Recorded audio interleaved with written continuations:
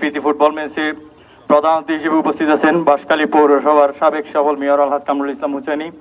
উদ্বোধক হিসেবে উপস্থিত আছেন জলদি আদর্শ উচ্চ বিদ্যালয়ের সম্মানিত সাবেক সভাপতি রাসেল ইকবাল মিয়া ভাই সহ উপস্থিত সিনিয়র নেতৃবৃন্দ, উপস্থিত ক্রীড়ামোদী ভাইয়েরা, উপস্থিত আমার সহযোদ্ধা ভাইয়েরা, আসসালামু আলাইকুম রহমতুল্লাহি ওয়া বারাকাতুহু। প্রথমে আমাদের এই বন্ধু মহল সম্পর্কে কিছু একটু ধারণা দিতে হয়।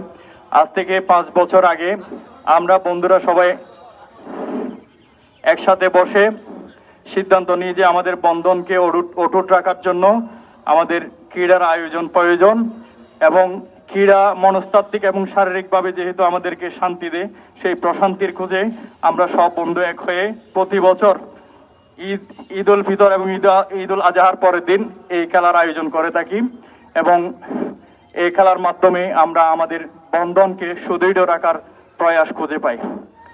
সেই সাথে